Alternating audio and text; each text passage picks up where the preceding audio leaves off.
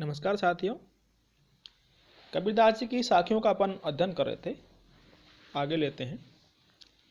बासुरी सुख ना रेणी सुख, ना सुख सुपने माही, कबीर बिछुटा राम सु, ना सुख धूप न छा। ये साखी कबीरदास जी के विरह को अंग से ली गई है। इसमें परमात्मा के विरह में जीवात्मा की व्यथा का वर्णन किया गया है। कबीर कहते हैं कि परमात्मा से बिछोड़ने पर जीवात्मा को कहीं भी सुख नहीं मिलता है। यानी कि परमात्मा से बिछोड़ने के बाद जीवात्मा को कहीं भी सुख नहीं मिलता है। उसे न दिन में तथा न रात में सुख होता है, और न सपने में सुख होता है, और न धूप में सुख होता है, और न छांव में। संसार में उसे कहीं भी सुख नहीं मिलता है। अर्थात जो जीव परमात्मा से अलग है, यानी कि उसको याद नहीं करता है, उसके लिए दुख ही दुख होते हैं। इस विषय देखिए, लौकिक जीवन में प्रियतम को बिछुड़ने पर प्रिया को सुख नहीं मिलता है, उसी प्रकार आत्मा रूपी प्रियात्मा को परमात्मा प्रियतम से बिछुड़ने पर सुख नहीं मिलता है। इस तरह विरह विकलता की रहस्यवादी भावना व्यक्त हुई है। अनुप्रास यमक अलंकार इसमें है। आगे लेते हैं।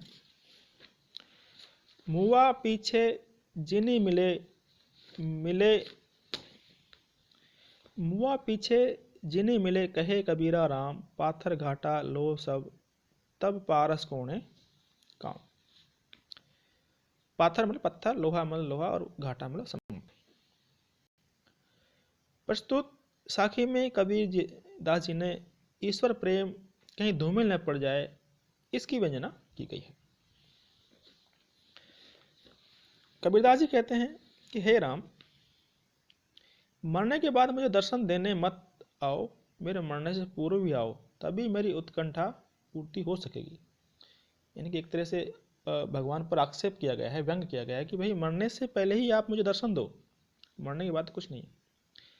पारस पत्थर को की तलाश में अन्य पत्थरों को रगड़ते रगड़ते जब सारा लोहा ही समाप्त हो जाएगा, तो उसके बाद पारस पत्थर के मिलने से क्या लाभ होगा। यानी कि पारस एक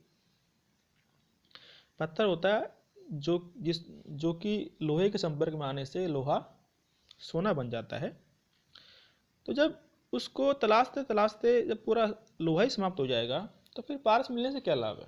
यानी कि कोई लाभ नहीं होगा।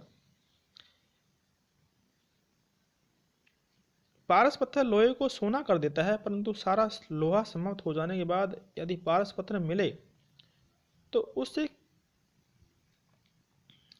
किसी सोना बनाया जा सकेगा। इसी तरह ईश्वरीय प्रेम एवं जीवन के रहते यदि भगवान मिल जाए तो तभी लाभ है, अन्यथा मरने की बात तो कोई लाभ नहीं है। इसमें अनुप्रास एवं दृष्टांत अलंकारों का प्रयोग हुआ है। विशेष में देखिए, जीवात्मा को मरने के बाद अनेक योनियों में भटकते हुए भी उसे मृत रहना पड़ेगा। इसी को जीवन मृत दशा कहा जाता है। उस दशा में तो ईश्वरीय प्रेम एकदम धूमिल पड़ जाता है। आगे लेते हैं।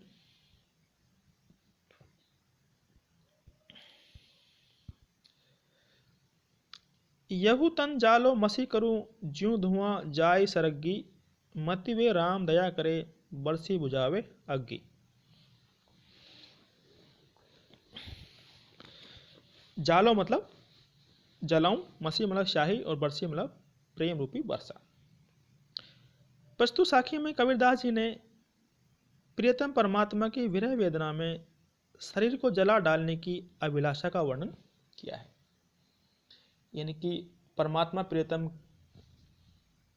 की विरह वेदना में शरीर को जलाने की अभिलाषा व्यक्त की गई है।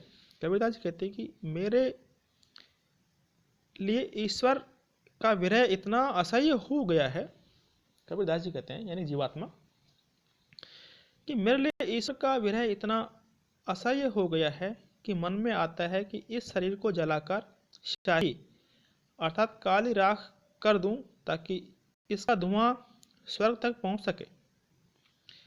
उस दशा में मेरे विरह दाग का आभास पाकर हो सकता है कि राम कृपालु हो उठें और विरह की अग्नि को बुझाने के लिए प्रेम जल की वर्षा करें। यानी कि एक तरह से भगवान पर व्यंग किया गया है कि भाई मेरे शरीर को जलने से जो धुआं उठेगा और वो स्वर्ग में जाएगा, तो हो सकता है कि भगवान राम जो है दया दया करके मेरे ऊपर और प्रेम और उस अग्नि को बुझाने के लिए प्रेम जल की वर्षा करे, यानी कि मेरे ऊपर दया करे और भगवान की मुझे प्राप्ति हो।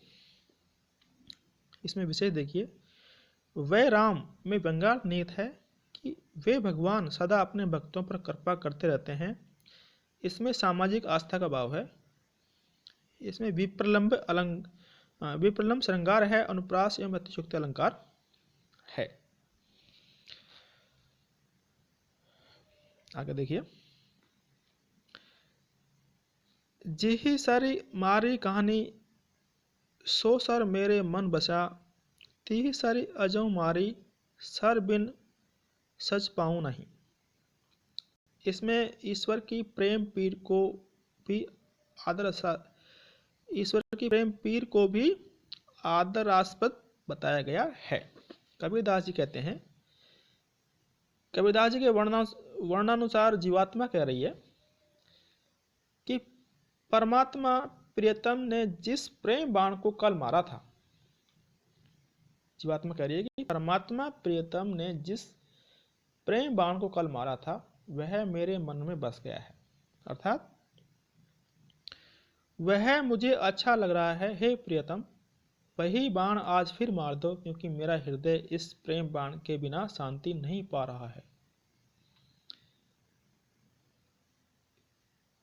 इसमें विशेष देखिए, प्रेमातिशय में विरह की पीड़ा भी प्रेमास्पद बन जाती है। विरही भक्त को इससे आत्मिक शांति मिलती है।